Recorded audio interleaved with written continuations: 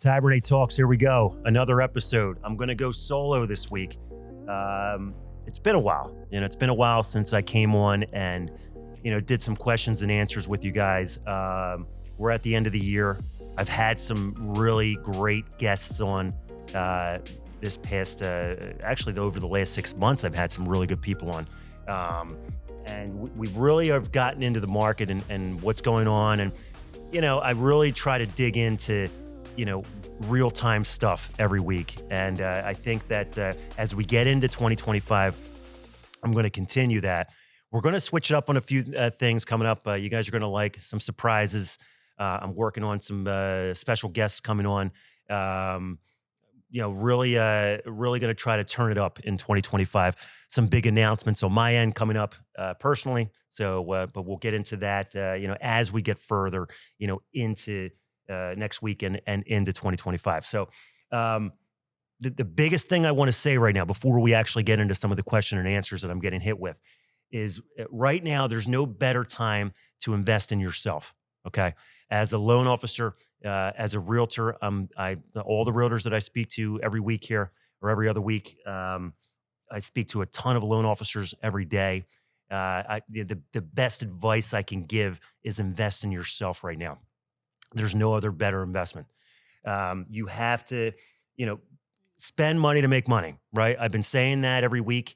The top producers that I interview do spend money to make money, whether they do podcasts, they do, personal development, they do seminars, coaching.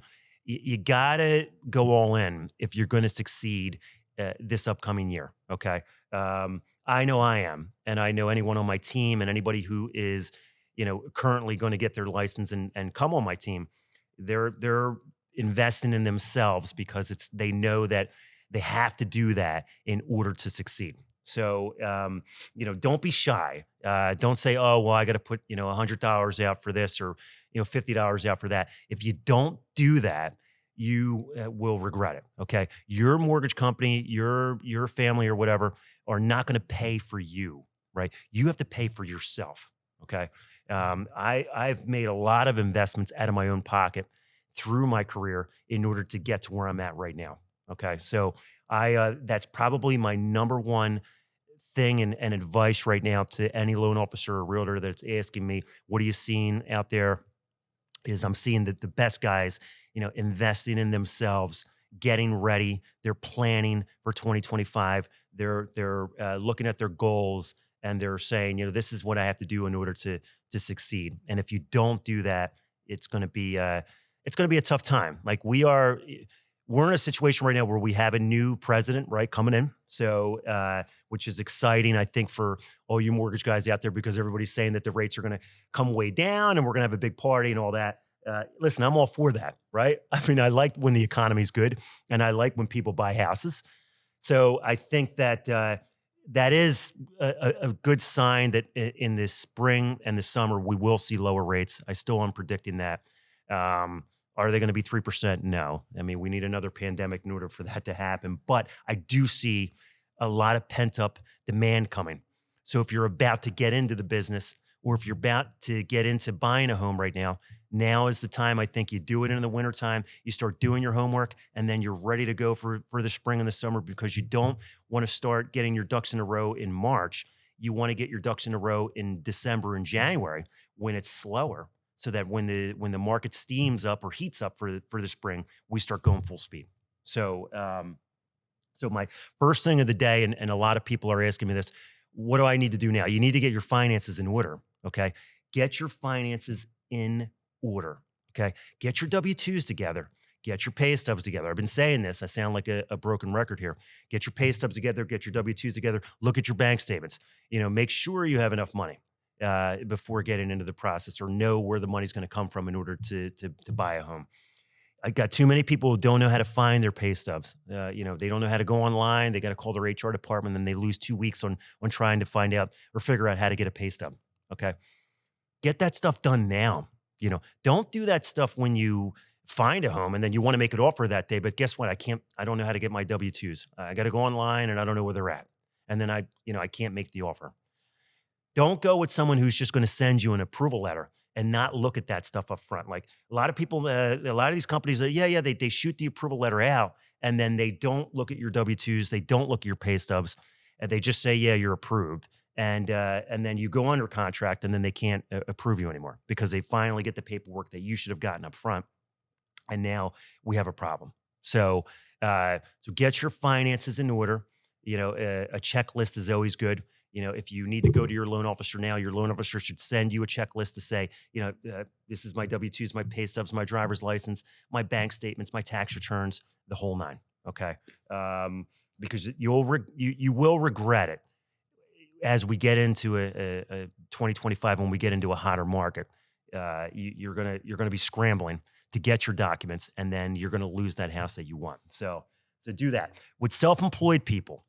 Okay, there's a lot of products out there right now for self-employed people. Okay, we are seeing them, right? That the non-QM business is exploding. They said in 2025, non-QM should be bigger than ever. This is no income loans coming back into play. No income investment loans, DSCR loans, no income primary residence loans, limited documentation, 1099 loans, you name it, bank statement loans, you name it, they're coming out.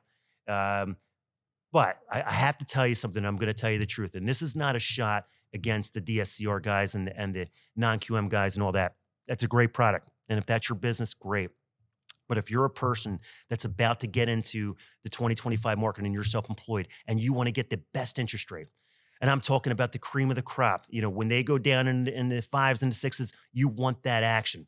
The only way you're going to get those rates is if you file your taxes, okay? File your taxes and show income, okay? It's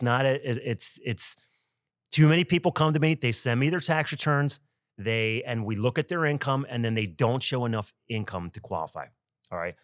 Do what you need to do to show enough income to qualify. Go to your accountant and say, listen, I need to show X amount of dollars in order to qualify to buy this home. This is what I need to show. Yes, I'll pay the taxes or whatever I need to pay, but I want to make sure that I'm set up and ready to go so that when I make an offer on a home and they accept it, I'm going to get the cream of the crop interest rate. Okay. I'm not going to get an 8% rate, a 9% rate, hard money loan or whatever it is. I'm going to get what everybody else is getting, the good stuff, the cream of the crop rates. So the only way you can do that is if you show income. Okay. Too many people are making $500,000 a year and they show 20 grand. That's crazy. I don't know how you get away with it.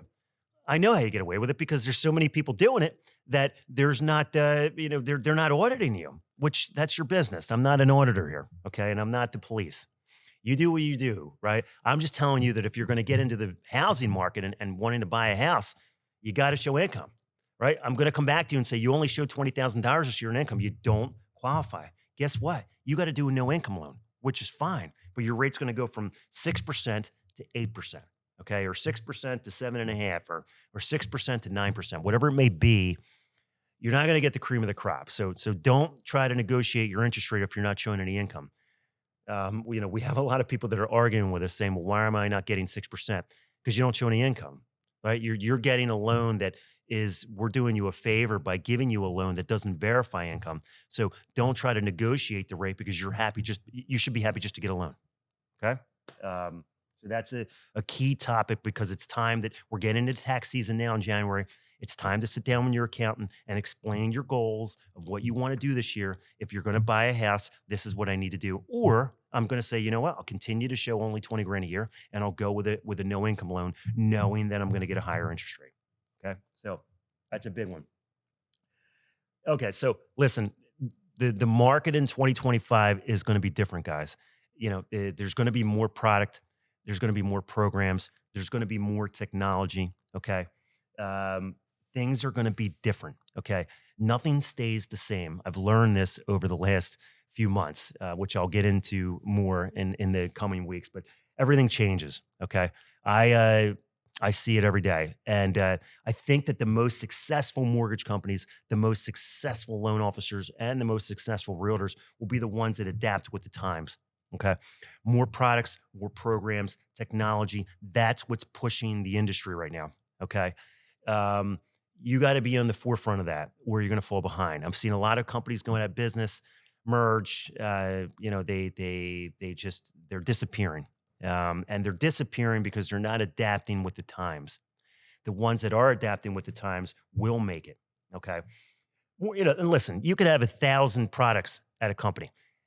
You got to use them, right? That's great that I can show you a list of 100 products, but be a loan officer that adapts to the times and uses the technology that the company gives you. Okay. Um, don't just say, I got all these things and great. And then you sit in your living room and you don't do anything. You got to use them, right? You got to have some aggression. You have to, have some pride that I'm in a changing market. I've made it this far and this is what I can offer. Clients are online all day now. People go on Google all day. They use AI all day now. Uh, they're not old school going into a branch, sitting down with a loan officer and bringing their. I mean, that's just those days are over. I wish they were around because I'm an old head too, and I would like that. I mean, I used to sit in a bank branch and they would walk in, and that's great, but that's over. Now it's a different world. So adapt with the market. If you're a buyer that's getting in the market, adapt to what's going on too. If somebody asked you for something about your past, don't be surprised. There's a lot of things that are going behind the scenes with these mortgage companies.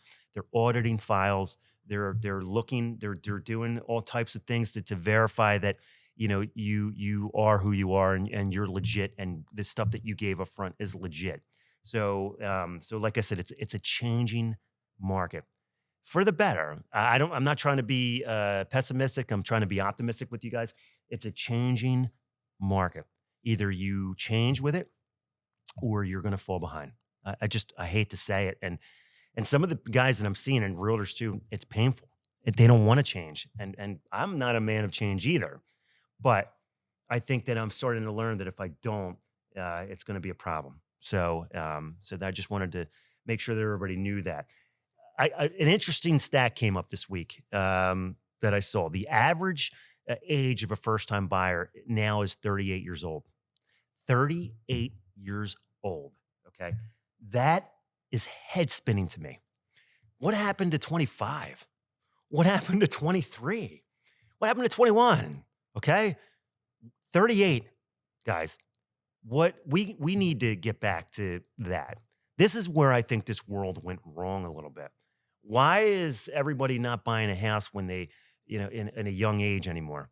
Why aren't we pushing that more in the country to push younger people to buy houses and go back to what we were? When I started in the business in 99, I used to have kids calling me all the time that were 25, 26, 23 and say, I want to buy a house first time.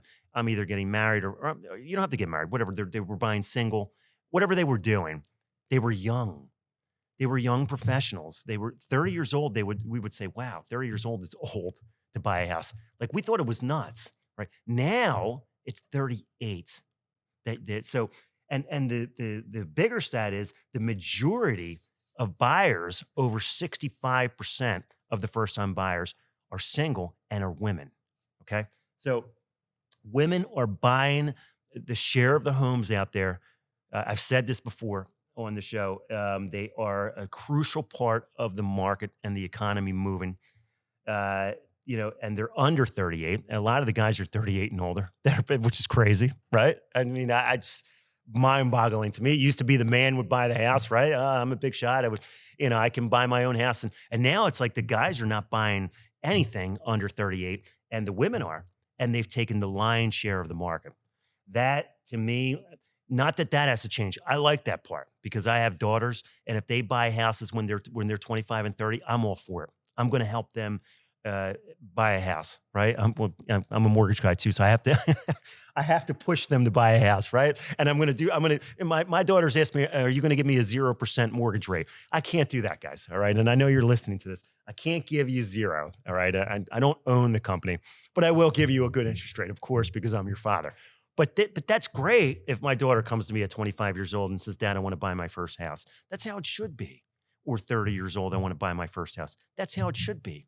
Even if she wants to do it on her own or she's getting married or whatever it may be, I think that's a good thing. But we need to get back, man. We need to get this back on track. I think that there needs to be more education online. They should have a show every week teaching kids on what they need to do to buy a house at the age of 25 or 30 years old, whether it be an investment property, a primary residence, something. This is going the wrong way. This stat's going to keep going up. If something's not done, I'm going to read this stat in a year from now. It's going to be 45 years old. That's mind-boggling. So let's get it back on track is what I'm trying to say to you guys. And, reach out to me. Right. I'm not going to try to sell you right now, but reach out to me. I'll get you on track. I'll tell you what you need to do in order to be ready to buy so that you're not blindsided and, we walk you through it. And I got a good team behind me that helps me on that too. So that's that. Okay. So December 18th is coming. I'm going to see. Today is December the 8th. Okay. December 18th is coming. Okay. What's going to happen on December 18th? The Fed's going to speak again. Okay. There's a 68% chance that the Fed will cut the rates again before the end of the year. 68%. That went from like 30% in November. Listen, let's recap here. The election happened. Rates were skyrocketing right at the time of the election. People were like, what's going on? I thought the rates were supposed to plummet now that Trump won. And no, that's not going to happen overnight. He's not taking office until January. So that's not going to happen overnight to begin with. And that's not going to happen overnight when he takes office in January. It takes time for the rates to go down. Right? He can't just magically wave a wand and we got 3% interest rates. So 68% chance that they will cut rates December 18th, okay? Because inflation's coming down, right? And the guy that they nominated to help run the Federal Reserve is the guy that they wanted to help drive these interest rates down also, okay? His name's Besant, and he's a big plus, I think, for what we're trying to do in the mortgage industry is get these interest rates down. But now, that Fed rate cut is the 68% chance. That's not a given. Remember now, just because they cut them on December 18th doesn't mean the rates go from 6% to 3% either, right? Right now, the average interest rate on a 30-year fix is 6.875. You might see a little bit lower, right? A quarter point lower or something like that, but you're not going to see this dramatic change happen overnight. So, but I do want to make you aware that there's a lot of naysayers in the market that are telling me, no, there'll be no Fed rate cut. They're going to pause. I don't think that's true. I think you will see this percentage even go up over the next week. I think the Fed wants to stay on track now to bring rates down as they see inflation fall. The jobs numbers were not as good as what they thought they were going to be. So I think that we continue to see a favorable market in 2025 as far as those rates coming down, but it's not overnight. Okay, real quick. People are locking in interest rates, right? If you lock in a rate and the rates go down, we're allowed to negotiate or renegotiate a rate and float you down. If you have a lender that's telling you that you're locked and that they're not willing to work with you, if the rates come down before you close, you got to talk to somebody else. Don't be locked into somebody just because they're saying, oh, well, the rate's the rate and you're stuck. Everybody has some type of renegotiation process. If you don't, move on. You don't go with a company that just is not forward thinking, right? If the rate's 7% and I lock you in at 7%, and then you're closing in 30 days from now, and 25 days from now, or 20 days from now, the rates go from 7% to 6%, you can float that rate down. Okay. It's called a renegotiation again, and it's something that can be done. So don't go running and say, oh, well, I'm stuck. Go with the right person, and you won't be in a situation that's happening. Okay. So anyway, listen, credit card debt's through the ceiling. I've been saying this online. I've been saying it on Facebook. Anthony on my team has been doing a ton of home equity loans. He's really gone above and beyond on merging people's credit cards into one. Cash out refinances are going to come back in strong. We got a lot of people that are inquiring about cash out refinances. Take all your credit card debt, put it into one, combine it into your mortgage, everything into one shot. Your payment goes down $1,000 a month, $2,000 a month, whatever it is. I've been reading a lot of negative people that are saying, how dare you tell somebody to leave their 3% interest rate to get a 6% interest rate? I'm not a fan of that either. Don't get me wrong here. I don't want you to do that. But if you can't get a home equity loan, right? Or you don't want to do a home equity loan and your only other option is do a cash out refinance, and you know that you have credit card interest rates that are 22 and 23%, get rid of them. Combine them into one shot. 6% on your interest rate is still a lot lower than 22% on your credit cards. Okay. Then you refinance down the road when they go down, whenever they go down, because I'm not going to, everybody asks me what day that is. I don't know. But when they go down, knock on wood, they will. Then you refinance again and you get the interest rate down to lower. For now, you wipe out the credit card bills. Home equity loans are great because you don't touch your first mortgage. You do the home equity loan, you take out the equity that you have, $60,000, $70,000, $80,000 home equity loan. You pay off your credit cards. When it's time to refinance, you combine the home equity loan and the mortgage into one, and you're done. Cash out refi, you don't even have to worry about that. Everything's in one payment. You're making one payment. You don't have to make two separate payments with a home equity loan. Okay. Consolidation is the key, guys. If you're not consolidating, if you're drowning in debt right now, which I think a lot of America is, unfortunately, we're here to help. We're not here to just say, let's get it. I'm helping some of my family and friends get out of a mess that they're in with credit cards and high debt. That's not a bad thing, right? That's a good thing, so don't look at it negatively. Look at it as a positive thing that I'm trying to get myself back on track, get myself out of debt and get things going again. Okay. So if you want to refinance or do a cash out refinance or a home equity loan or something like that, reach out to myself or Anthony at all times, anytime. It doesn't have to be me or anyone on my team. It could be anybody that whatever. At least you're helping yourself do something better. Okay. So what else? People being declined. A lot of mortgage companies out there declining people at the last minute. They're telling them, yeah, you're approved, and then no, you're not approved. It happens. And listen, it's even happened to me, right? Where we approve them and then something happens behind the scenes that is out of our control. Sometimes it's out of our control. Sometimes it's not. Here's the deal. And this is what I want to tell you. If you're declined, go get a second opinion. Go ask another mortgage loan officer or company. This guy declined me for this. Here's the reason why. Can you look at my situation and can you tell me, is there something else that I can do? Or are they wrong and maybe they didn't look at it right? Or maybe they just don't want to do my loan and you want to do my loan, right?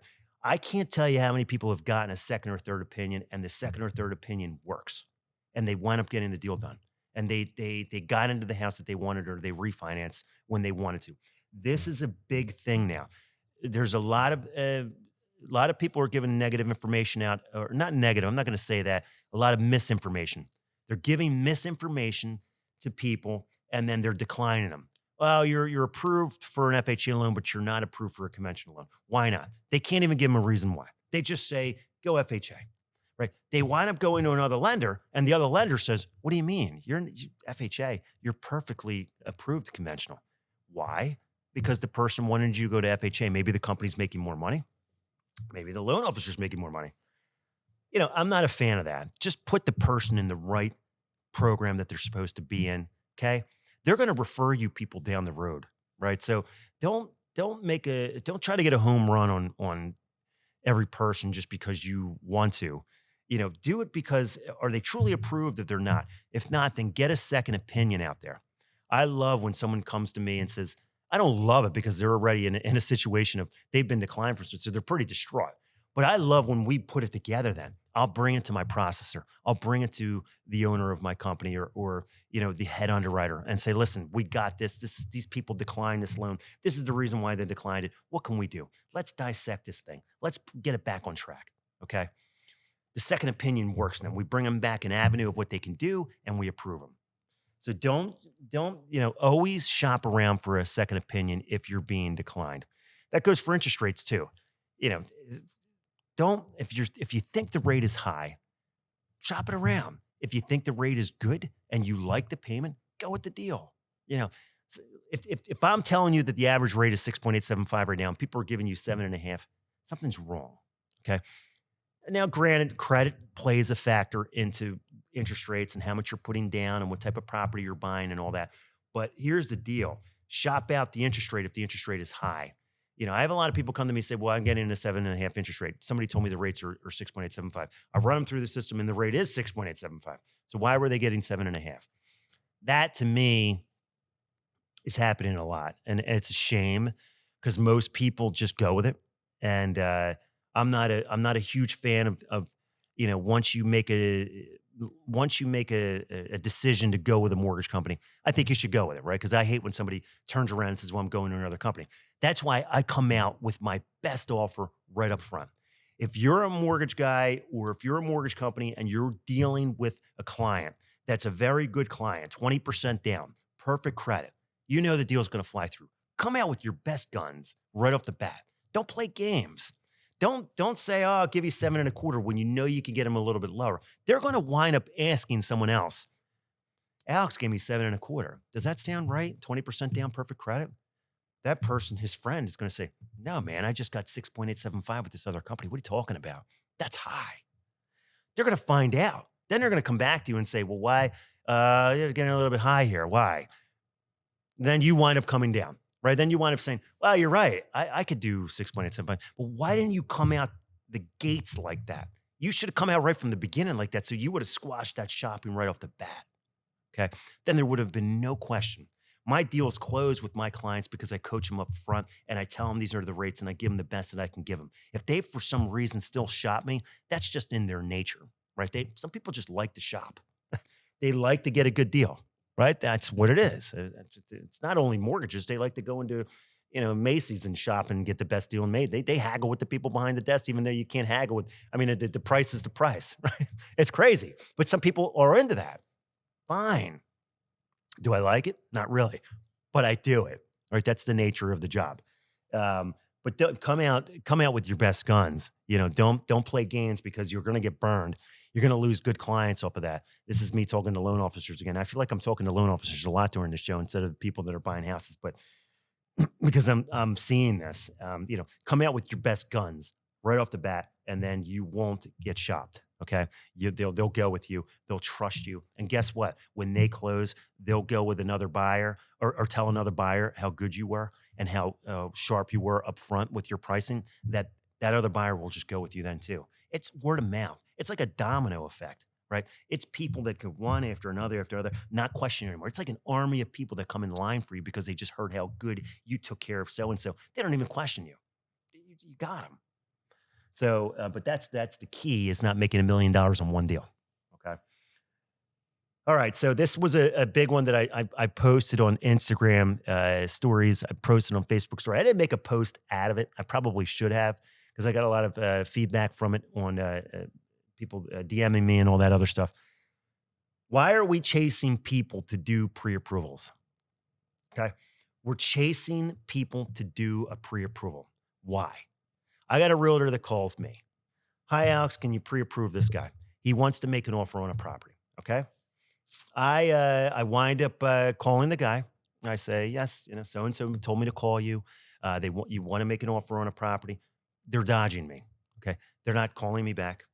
They're texting me saying, I'm too busy at work today. Call me tonight. I call them tonight. They don't answer the phone. I text them the next morning. Hey, I tried to call you last night. You didn't answer. The realtor says that the offer is going to be in today. We need to do your pre-approval in order to do this. Call me at 12 o'clock. I call them at 12 o'clock. They don't answer the phone. I text them. They don't respond to me then. Okay. Why? You are the one that want to buy the house, right? You're the one that wants to make the offer. I'm trying to help you, right? The realtor's trying to help you. You can't make an offer on a property without a pre-approval letter, period. If a realtor is taking you to a house and you have no pre-approval letter, guess what? You're not going to get anywhere, because I deal with every realtor in PA and Jersey and even in Delaware. I talk to them all. And the first thing that they ask me is he pre-approved? Do you have the letter? Did you look at his income? Did you look at his assets? Is he solid? Is he going to get the Alex Taberne treatment? Is he going to close? Right? The Alex Taberne treatment is you get him in, you close him. Okay. We get him to the table. That's why people send me business, but I don't know why we're chasing you in order to do that. I feel sorry for a lot of these realtors because they're working their tails off in the field. They're working hard. Like it's not easy to get a deal right now under contract and actually get them to closing. So if they're working that hard in the field to get you an approval or get you over to someone like me so I can get you an approval, you got to work with us, right? You got to get it done. I know it's like going to the dentist and he's got to look in my mouth and look over my teeth. Yes, I do got to look in your mouth and look over your teeth, but I'm looking in your financial teeth, right? I'm looking at what's going on in there, but I have to do that. And you have to do that in order to get an approval. We can't chase you. If we're chasing you, it means that you really don't want to buy a house. That's just my opinion. I mean, I say that point blank to a lot of realtors. I say, I guess the guy just doesn't want to buy a house because I've chased him 3-4 times. He keeps dodging me. He's not calling me back, or he texts me out of nowhere, 2:00 in the morning. He texts me, "Hey, Al," like he doesn't respond all day, but then he texts me at 2:00 in the morning. What? Like what? I'm sleeping, man. All right, I'm old. I'm going to bed at 9:30, 10 o'clock at night. I'm not staying up to 2. Come on, what am I, partying at 2:00 in the morning and I can text you back? No. So, it's like we're not chasing you. We don't want to chase you. We want to help you. It's part of the process. You got to get it done. If you don't get it done, it's you're not going to be approved. I don't know. As we head into the new world, as I'm saying, I'm calling this a new world. Now more than ever is you have to show that you're a good prospect to buy a home. And if you're not a good prospect, we have to coach you on how to become a good prospect. And if you don't let us do our job to help you, then you're not going to succeed. So that's that. Going in, a lot of VA loans I'm seeing come out right now. The VA loan I think it's going to be even more crucial as we get into 2025. A couple big facts about the VA loan. I got a deal this week where the VA buyer is 100% disabled. Did you know that if you're 100% disabled, well, as a VA buyer, I'm sure you know, but if any other people in the business, VA buyer, if they're 100% disabled, pay no property taxes at all. 0 property taxes. Okay. So if the property taxes are $10,000 a year, guess what that veteran's paying? Nothing. Okay. So it's 100% financing, no money down. And that's a big thing there. If you're more than 10% disabled, you'll get your funding fee waived or your funding fee reduced. There's a number of things that could happen. I think the VA loan is going to make a big comeback in 2025. I hear a lot of people saying, "Oh, well, no one accepts VA loans." They do. I think that you just have to. It'll be more open. Listen, the houses are not flying off the market like hotcakes. Okay, it's not 27 offers on one house right now. Ask any realtor. I don't care. I had Capri on a few weeks, and she told the truth. I had Nick Gigante on a week ago or 2 weeks ago. He told the truth, and the truth was it's not that busy in Philly. I mean, it's okay, but it's not like flying hotcakes. 20 offers on one house. Okay, that means it opens the pool to buyers, any type of buyers, FHA buyers, VA buyers, any type of buyer to come out, make an offer, and it gets accepted. So don't get deterred. I think that, listen, as the rates go down, you'll see more inventory. I think things will heat up, but they're not flying off like hotcakes. So don't be shy if you come to us and say you want to get a VA loan or FHA loan. We'd love to help you. We have some really good products, in my announcement coming up that I'm going to go over as we get into the new year. And you're really going to want to hear, what we're doing for FHA and VA buyers. You're going to love it. So, so to end off coming up, so I'm thinking we are going to go into a cycle coming up. It's going to get really cold here. I mean, we already felt that over the last 2 weeks. The cycle is going to continue, I think, as we get into January. January is typically a slow time in the mortgage business and real estate. People really don't move in the dead of winter. And I think the dead of winter really sets in the middle of January. Now's the time, guys, to, I have a lot of loan officers that are hitting me looking to get their license.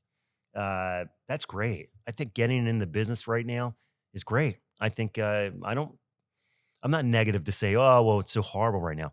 It's horrible if you don't work, right? You got to work. So if you're looking to get into the business right now and you're looking to get your license, kudos to you, right? Because it's just because it's you, you don't know any better anyway because you haven't gone through a hard market. So I think you're coming in at a time when it's going to become a good market, right? So don't so if you're looking on that avenue, I'm always a cheerleader for new guys looking to get into the business. I'm looking for the younger generation to have a success in getting into the business. Um, that's realtors too. I think you're going to see a lot of rookie realtors that I'm bringing on. I've done my homework, guys. I'm coming for you out there. I know if you're a rookie. I know if you're doing good. We get the reports. We see them, right? We want you on the show. Okay. Well, I want to bring you on because I think the most successful shows that I've had over the last year are the rookie realtors, the young guns that are coming on the street. They're making an impact in this market. And I think that if you're a rookie realtor and you feel right now a little bit uncertain about what's going on, hang in there, keep going. All right. Listen, I'll name a guy. I name him like 6 times in the last, I think I name him every other show. Probably people are getting sick of me. Ron. Shout out to Ron. Ron was probably our number 1 rookie that we brought on here. That guy lit the fire in this place. Okay. I left here feeling good. Like I think I got on the phone and closed the deal on a Sunday afternoon that day. I mean, I was fired up. That's the kind of people that you want to mirror yourself after. Okay. That's the kind of people that you want to follow. All right. He is, and not only him, but I'm making him an example because I think that if you follow, and I'm still see his social media right now, he's still doing good. If that's the kind of person that you want to mirror, that coming into the market in 2025. We are doing something exciting with the Realtor Battle. The Realtor Battle is going to be very exciting. We're going to bring on some of the best realtors in Philly. We're going to put them up against each other and see who is the better realtor, right? It's for fun, guys. For fun, okay? Nothing serious. No egos, just fun, all right? Don't feel threatened. We're looking to have a little bit of fun and get some votes on the show and see, because I think that there's a lot of competitiveness, and I think that's a good thing. That drives people. Being competitive drives me. I'm going to leave you with this. My mentor who mentored me back in 1998 and 1999, his name is Rolando Kinnebrew. Shout out to Rolando. He trained me when I was 23 years old. He was, you know what he said? He used to say, he was the manager of our whole team. And he used to say, I like when I get into the driver's seat. He goes, I like when I sell. He goes, I'd rather be what you guys are doing. I like getting in there every day and getting competitive and going against another mortgage company and beating them, right? I like giving the guy a better interest rate. And I like coming in with better terms. I like giving them more options. I like trying to get the realtor to work with me. I like being competitive, right? It drives me, right? That always stayed with me. And I think that's why I'm the way I am, 27 years later. That type of talk drove that team. Like we were really successful because every week he used to say, let's get into the driver's seat. And he goes, I'd rather be doing that, than just sitting around managing and not doing anything. Not that I'm putting down the managers. If that's what you like to do, that's what you like to do. But I think if you're in sales and it's good to be competitive. It's good to have that drive. If you're just bored every day, looking around saying, oh, I don't know what to do, find a mentor then, like that will give you that drive and make you excited to go into work every day, excited to do what you do. And I think that was a big thing for me. I think that that's going to be a big thing going into 2025. The best people will be the most competitive people. And if you're competitive, you'll make it. Okay. So I'm going to leave you with that. We're on for another show next week. We have some exciting news. I'm not going to say it this week because I'm alone and I feel weird doing it alone, right? But I want to throw some confetti in the air and act fun, right? So we're excited. We have some big things coming in my professional career, and so I think that you'll love to hear them. And then I think we have some really good realtor stuff coming on because every week that I talk to the realtors on the street, they're like, I watch every show, Alex. I watch every show because I see the people that you have on and I listen to every word that they say. That is awesome. That makes me feel great because I know that people want to hear what's going on. They do. So I appreciate the support out there that you guys drive me to want to do it another week. So I do appreciate that. And, so let's keep it rolling right on into the new year. But I do look forward to seeing you this upcoming week, and have a great day and hang in there. All right. Thank you.